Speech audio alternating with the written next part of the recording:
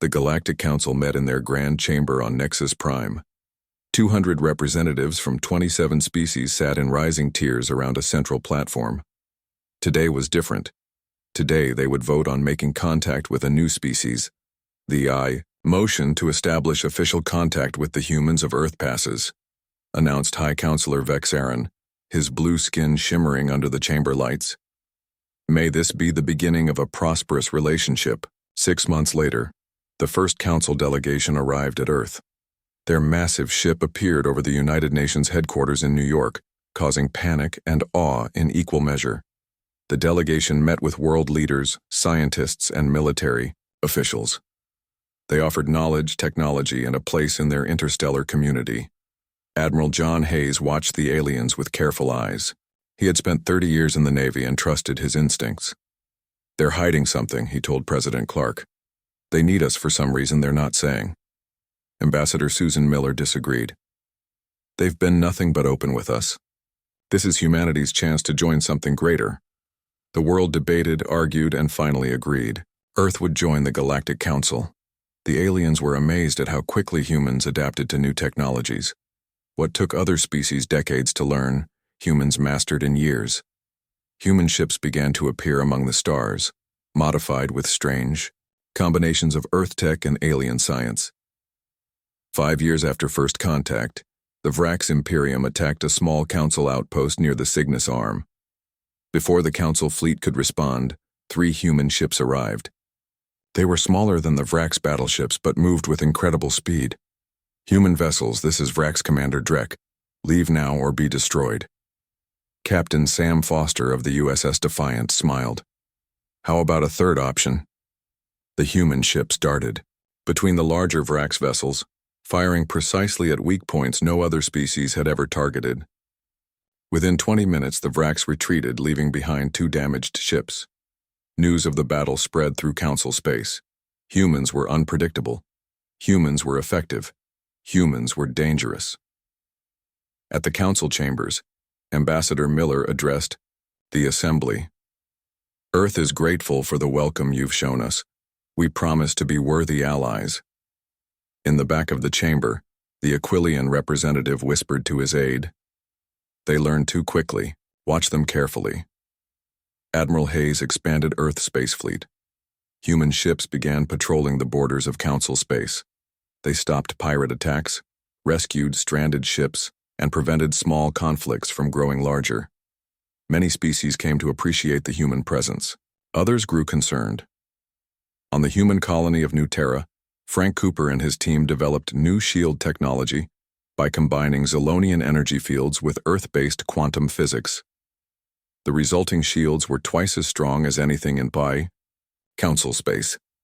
"How did you conceive of this approach?" asked the Zolonian scientist Zyrtak. Frank shrugged. "Just seemed obvious to try it that way. It wasn't obvious to any other species. That was the problem." In council chambers, debates about humanity grew heated. The Dravix representative pounded his appendage on the table. "They've established 15 colonies in just 8 years. No species expands that quickly." Ambassador Miller responded calmly. "We're simply eager to contribute to the council. Each colony increases trade and security for everyone." Not everyone was convinced. Some council members began to meet privately, discussing the human problem and how 10 years passed since Earth joined the Galactic Council. Human ships now traveled across 3 sectors of space. The blue and white Earth flag flew over 17 colony worlds. Humans worked alongside aliens on space stations, trading posts, and research centers throughout Council territory. Captain George Watson stood on the bridge of the USS Defender, looking at the burning Zolonian colony on the planet below. Vrax. Raiders had attacked without warning, destroying the main settlement and taking hundreds of colonists as slaves. "Sensors show the Vrax ships are hiding in the asteroid belt," said First Officer Lily Chen. "They don't know we're here yet." George nodded. "Let's keep it that way. Prepare the new stealth drives." The USS Defender vanished from all sensors as it slipped between the asteroids. The Vrax raiders had parked their 3 ships close together, their crews celebrating their successful raid. "Target their engine cores," ordered George. Fire on. My mark. The defenders' weapons hit all three ships simultaneously. None had time to raise shields. The Vraks were caught completely by surprise. This is Captain Watson of the Earthship Defender. Release your prisoners immediately, or we will destroy your vessels. The Vraks commander's face appeared on screen, his red eyes wide with shock. How did you find us? How did you get past our sensors? George smiled. That's our little secret. You have 30 seconds to comply. The Vraks released all 400 Zolonian prisoners. News of the rescue spread quickly through Council space. Many species praised human bravery and ingenuity. Others worried about the new stealth technology that even Vrak sensors couldn't detect. On the Council capital world, Diane Porter led the human diplomatic team. She had spent months helping two ancient enemy species, the Volgar and the Neth, find common ground after centuries of war. Your people have only been in space for a decade, said the Volgar ambassador. How can you understand conflicts that began before your species discovered fire? Diane smiled. Maybe that's exactly why we can help. We don't carry your history. We see possibilities you might miss. After weeks of talks, the two species signed a historic peace treaty. The Council praised human diplomatic skills, but some members grew uneasy. Humans were solving problems that had existed for thousands of years. They were changing the balance of power that had kept the Council stable. On Earth, Admiral Hayes reviewed reports from all human colonies. Their mining operations produced twice the resources of other species. Their farms grew food that could feed billions. Their factories built ships faster than any Council world. We're becoming too valuable to them, he told President Clark. And too frightening. What do you suggest? Asked the president. Prepare for the worst. I don't trust all of our new friends. In secret facilities across human space, scientists worked on technologies beyond anything shared by the Council. New weapons, better shields, faster ships, just in case. On the colony world of New Eden, farmers planted crops and built homes on the fertile plains. Children played in parks under purple skies. No one noticed the small probe that watched them from orbit. In the Council chambers, the debate grew more heated. The humans have 17 colonies after just 10 years, shouted the Dravik's representative. It took us a century to establish half that many. They're valuable allies, countered the Zolonian speaker. They've saved countless lives. Today they save us. Tomorrow they replace us, whispered the Aquilian elder. Ambassador Miller tried to ease their fears. We only want to contribute to the prosperity of all species. But her words fell on doubtful ears. Some Council members began meeting in private, discussing ways to limit human expansion. They didn't know that Admiral Hayes had placed spies in the Council. He knew about their secret meetings. He was preparing for whatever might come. And then, without warning, the colony on New Eden went silent. Contain it. But they needed humans. The Vrax Imperium grew more aggressive each year. The Hive Collective was expanding from the galactic south. Ancient enemies of the Council were stirring again. And human ships were often the first and most effective response. As Admiral Hayes told his captains, they invited us to the table because they needed new ideas. Don't be surprised if they get nervous when we start sharing them. Little did he know how right he was, or how soon the Council's fears would drive humanity to take drastic action that would change the galaxy forever. The emergency signal from New Eden reached Earth at 3:42 a.m. Admiral Hayes was woken immediately. He watched the short message with growing horror. This is Governor Richard Allen of New Eden. We are under attack by unknown forces. They came without warning. Our defenses are failing. We need immediate...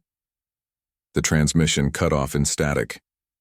Hayes ordered every available ship to New Eden, but it would take 3 days for the closest vessels to arrive.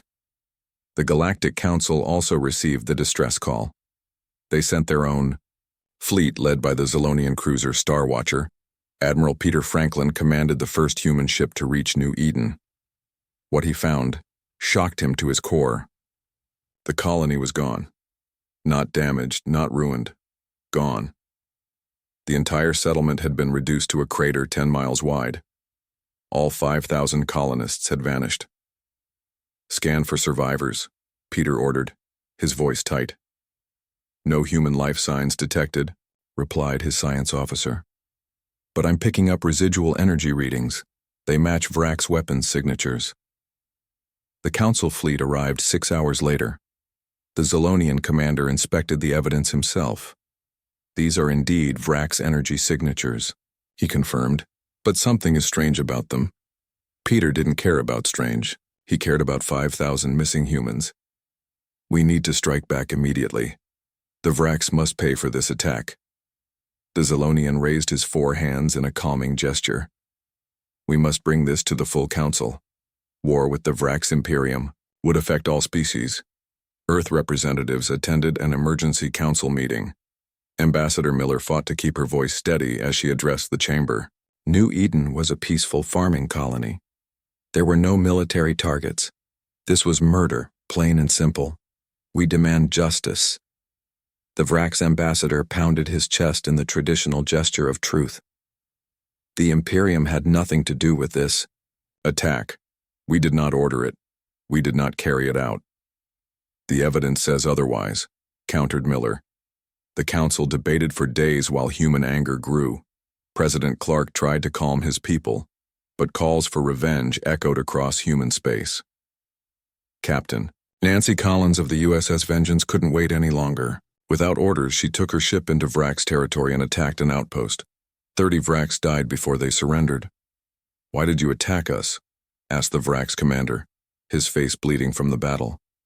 "For New Eden," replied Nancy. "We had nothing to do with New Eden," insisted the Vraks. "This will start a war for no reason." The news of Nancy's attack reached the council during their 5th day of debate.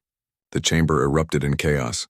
The Vrak's ambassador stormed out promising retaliation. Other species took sides. Old allies argued with each other. The carefully maintained peace of the council began to crack. Admiral Hayes received new reports from his intelligence team. Something about the evidence at New Eden didn't add up. The energy signatures matched Vrak's weapons, but the pattern of destruction was different, and survivors from Captain Collins's attack swore the Imperium had not targeted any human colonies. "Someone wants war between humans and the Vraks," Hayes told President Clark, "and the council is falling apart trying to deal with it." "What do you suggest?" asked the president. Hayes looked out the window at the earth below. "I have a plan, but you won't like it, and the council will like it even less." In the council chambers, Ambassador Miller listened to. The day after Ambassador Miller left the council chambers, something strange happened. Every human ship across council space changed course at the same time. Like a flock of birds turning, in the sky they all moved toward Earth. On the Galactic Council space station, the Dravik's ambassador watched the ship movements on a large display. "What are they doing? Have they gone mad?" No one had an answer. Attempts to contact the human vessels received no response. The council sent urgent messages to Earth. No reply came back. Within 48 hours, all human ships had left council space. Human diplomats disappeared from their posts. Human traders closed their shops. Human scientists walked out of research labs. All headed home. Admiral Hayes stood in Earth's orbital command center, watching the fleet gather. Over 500 ships formed a protective ring around the planet. The largest military force Earth had ever assembled. "The evacuation is complete," reported his aide. "All human citizens are out of council territory. All colonies are on full alert." Hayes nodded. "Begin Phase 2. Across human space, on Earth and every colony, communication systems shut down. No signals went out. No messages were received. To the rest of the galaxy, humanity went completely silent." The council was thrown into confusion. Some members celebrated the human withdrawal. Others worried about what it meant. "Good riddance," said the Dravik's representative. "They were growing too powerful too quickly." "But we need their ships to patrol the borders," countered the Zolonian speaker. "The Vraks will see this as weakness." The Aquilian elder, oldest member of the council, watched with worried eyes. "In all my years I have seen this only once before, when the Vandar discovered something terrible and withdrew to prepare. They emerged a century later as something different. 3 days after the silence began, Council sensors detected a massive energy buildup around Earth. A shimmering barrier formed surrounding the entire Sol system. Probe ships sent to investigate could not penetrate it. "What is this technology?"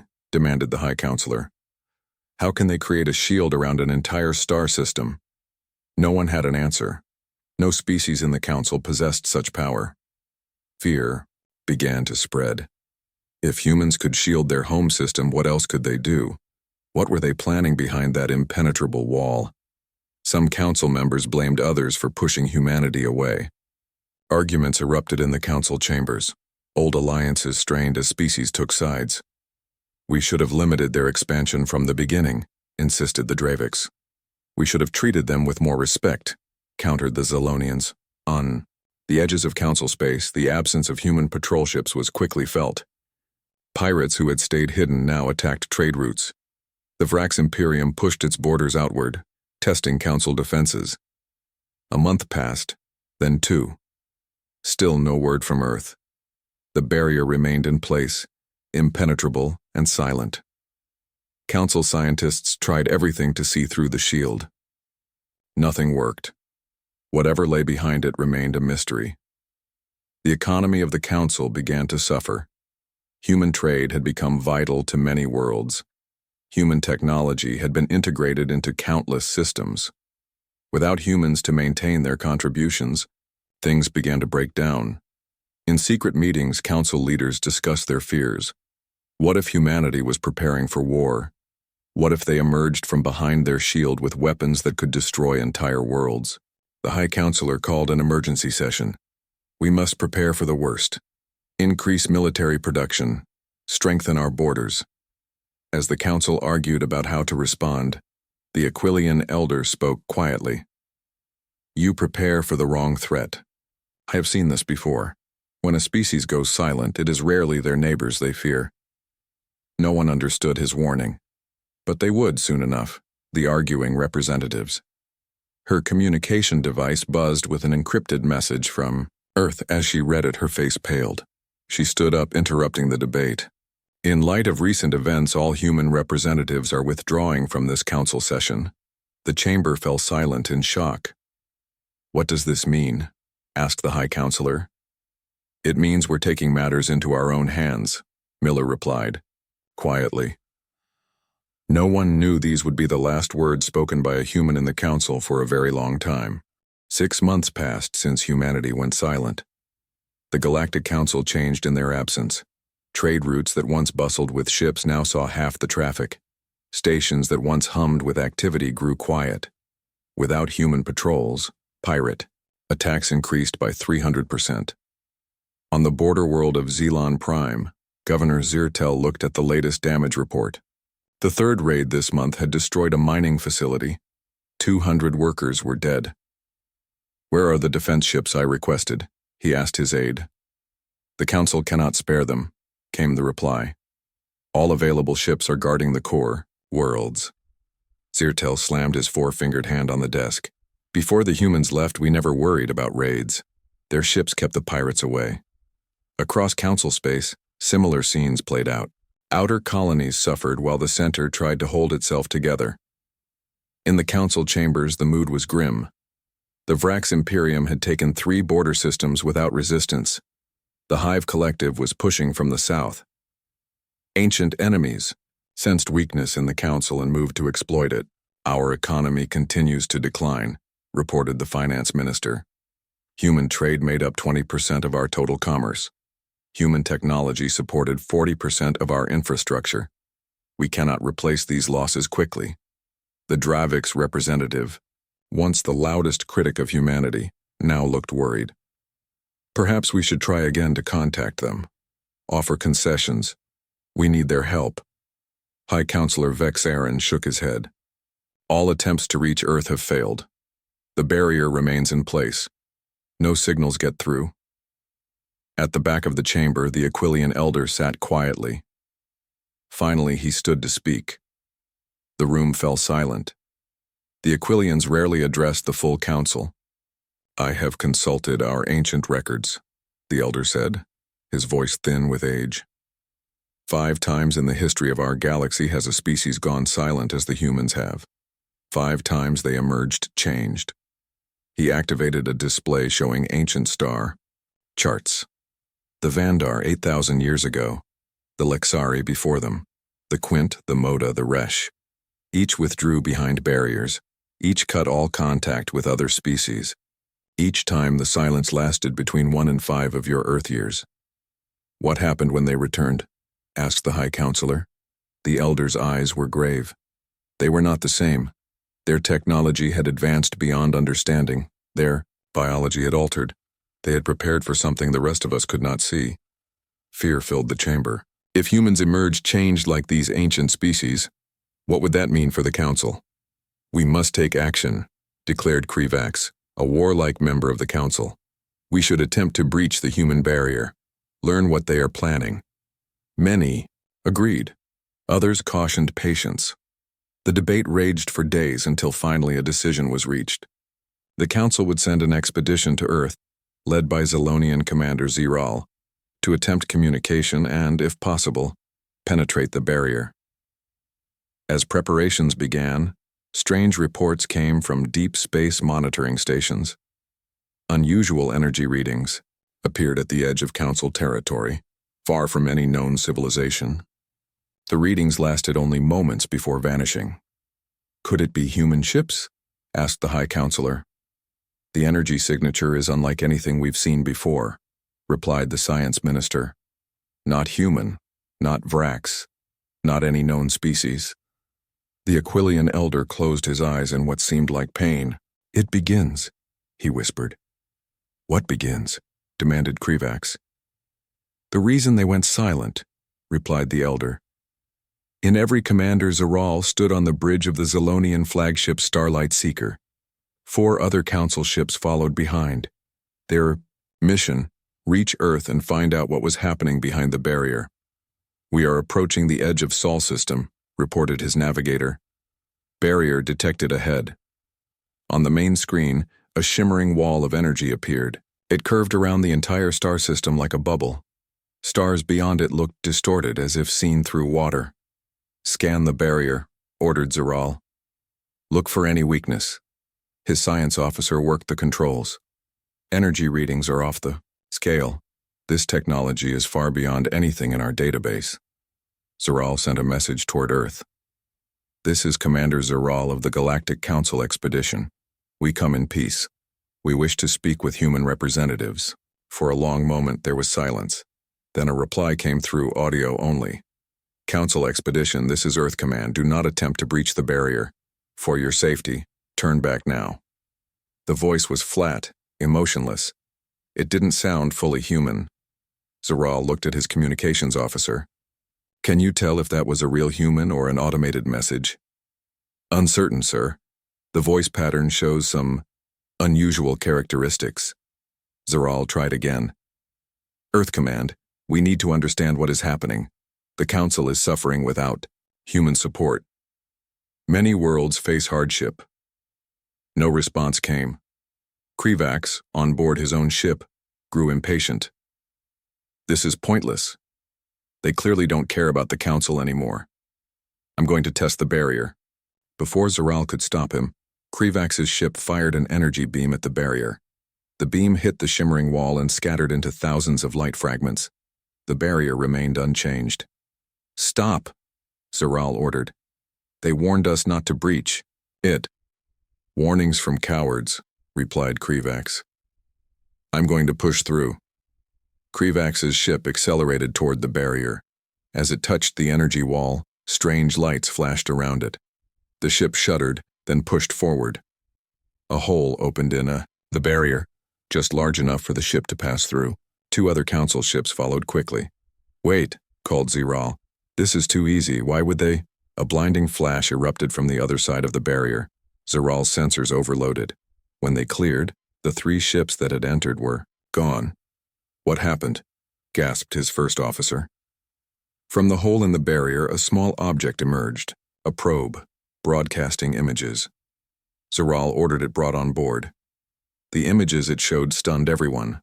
Beyond the barrier, They saw the three missing ships surrounded by strange vessels unlike anything they had ever seen. The alien ships moved, in impossible ways ignoring the laws of physics. Weapons that bent space itself fired at the Council ships, and there were human ships too, but changed, transformed. They moved alongside the strange alien vessels, using similar technology. The final image showed Krivax's ship breaking apart under attack. Then the transmission ended. Cyril ordered an immediate retreat. His ship and the one remaining vessel fled back to Council space. In an emergency session, Cyril reported what they had seen. The Council chamber fell into chaos. The humans have allied with an unknown species. They have weapons that defy understanding. They allowed our ships to enter knowing they would be destroyed. The Aquilian elder called for quiet. When the room settled, he spoke. I must now share the full historical record. Each species that went silent before humanity did so after discovering a terrible threat. They isolated themselves to develop the means to fight it. He activated a holographic display showing ancient star charts, the Harvesters, a species that moves between galaxies, consuming all in their path. 5 times they have approached our galaxy. 5 times they were driven back by a species that went silent, then emerged transformed. Are you saying the humans are fighting these Harvesters? Asked the High Counselor. I believe they discovered the Harvesters' approach. I believe they are preparing to defend not just themselves, but all of us. And based on what Commander Zeral saw, I believe they are almost ready to return. Case, the species that withdrew, did so because they detected something coming. Something dangerous. Something they needed to prepare for in isolation. The council chamber grew very quiet as his words sank in. You mean the humans weren't running from us? Asked the Dravik's representative. No, said the elder. They were preparing to protect us all. 1 year after humanity went silent, the barrier around the Sol system suddenly vanished. Council sensors detected the change immediately. Alarm spread through council space faster than any ship could travel. What does it mean? Asked the High Counselor. Are they attacking? Should we prepare for war? The Aquilian elder remained calm. If history repeats, they are ready to share what they have learned and built. 2 hours after the barrier fell, Council long-range sensors detected a massive fleet leaving Earth's orbit. Hundreds of ships moved in perfect formation. At their center was a vessel larger than any the Council had ever seen. The humans called it humanity's hope. It stretched 5 miles from end to end. Fear gripped the Council. Nothing in their combined fleets could match such power. If humans came as enemies, the Council would fall in days. The High Counselor called for calm. We will meet them with diplomacy, not fear. Prepare a delegation to greet them at the neutral station in the Cygnus sector. As the human fleet approached, strange readings appeared on Council sensors. The ships moved in ways that should be impossible. They seemed to bend space around them, traveling faster than any Council vessel without entering hyperspace. The humanity's hope slowed as it reached the neutral station. A transmission came through on all channels. This is Admiral Lisa Reeves of Earth Fleet. We request a meeting with the full Galactic Council. We bring urgent news and a proposal for alliance. The Council representatives arrived within hours. They entered the station's Great Hall to find it transformed. Holographic displays filled the air, showing star maps and strange energy readings. Admiral Reeves stood waiting. She looked mostly human, but her eyes glowed with an inner light. Small implants were visible at her temples. When she moved, it was with unnatural grace. Thank you for coming, she said. We owe you an explanation for our silence. She activated the main display, showing images of the destroyed colony on New Eden. The Vracs were not responsible for this attack. We discovered the truth while investigating the ruins. An advanced probe of non-Council origin had infiltrated the colony. When detected, it triggered a self-destruct mechanism using copied Vrax energy signatures. The display shifted to show a massive structure floating in deep space. It looked like a city made of black metal stretching hundreds of miles. This is a Harvester advance base. We found it hiding in the dust cloud beyond Pluto. They have been watching our galaxy for centuries, preparing for full invasion. Gasps filled the room. The Aquilian elder nodded sadly, his ancient predictions confirmed. We went silent to prepare, continued Reeves. We knew from the elder's partial records that the harvesters have tried to invade before. Each time, a single species developed the technology to drive them back. This time, it's humanity's turn. She gestured, and the image changed to show human scientists working alongside strange alien beings. We found survivors from previous harvester invasions. They helped us develop technology to fight back. We've changed ourselves too, integrated new abilities that will help us in the coming war. Admiral Reeves looked at each council member. The harvesters will arrive in 3 months. Their main fleet is already crossing the void between galaxies. Millions of ships, billions of warriors. They consume all life, all resources, all knowledge. No single species can stop them alone. She pressed a button on her wrist. A small object appeared on the table before each council member. It looked like a simple me. The Great Hall of the Galactic Council had never been so full. Representatives from all 27 species crowded the chamber. Even enemies sat side by side, united by a common fear. Ambassador Alan Wright stood on the speaking platform. Unlike Admiral Reeves, he appeared fully human. But when he spoke, his voice carried to every corner without effort. For 1,000 years, this council has maintained peace among the stars. Now we face a threat from beyond our galaxy. The harvesters have consumed 12 galaxies before ours. They move like a plague across the universe, leaving nothing behind. He showed images of dead star systems, planets stripped to their cores, entire worlds harvested for resources.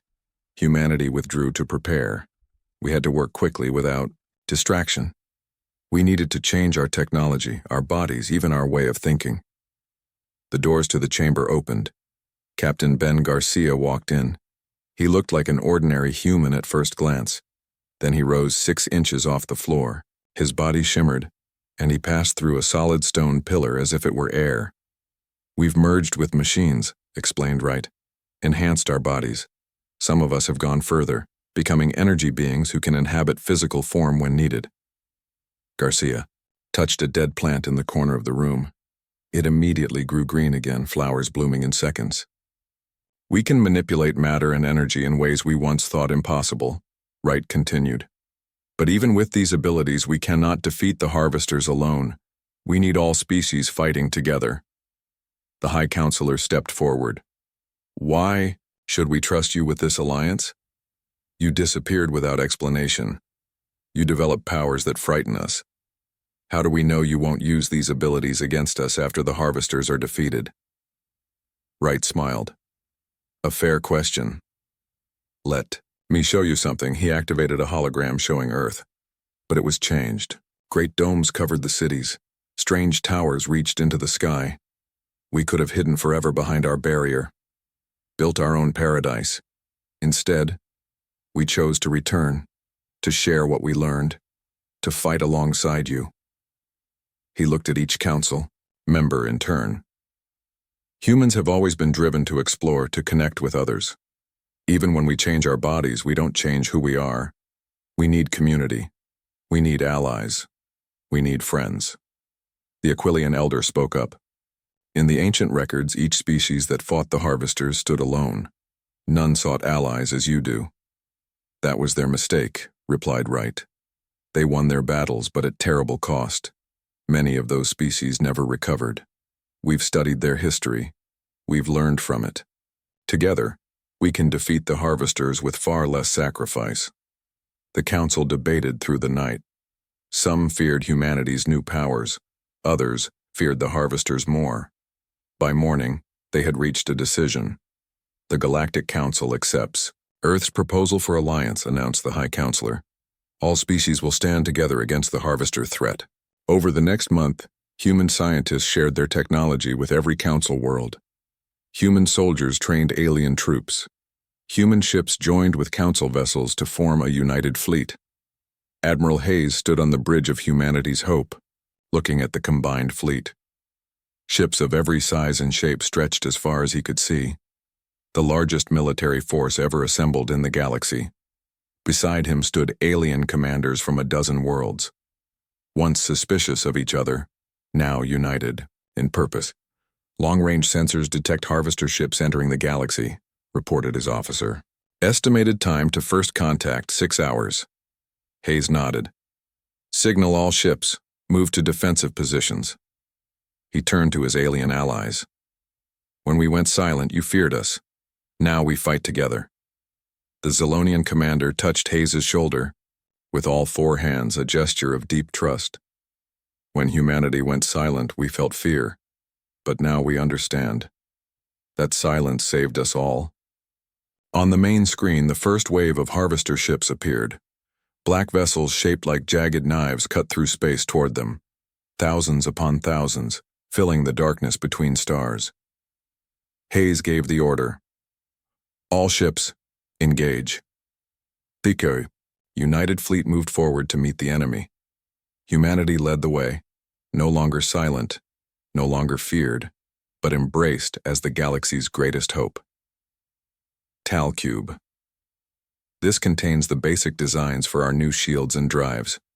A gesture of trust. We ask the Council to join us in defending our galaxy. All species, all worlds united against the greatest threat we have ever faced. The High Counselor picked up the cube with trembling hands. You could have kept this technology for yourselves. Why share it? Reeves smiled. Her eyes glowed brighter. Because that's what humans do. We don't just fight for ourselves, we fight for everyone.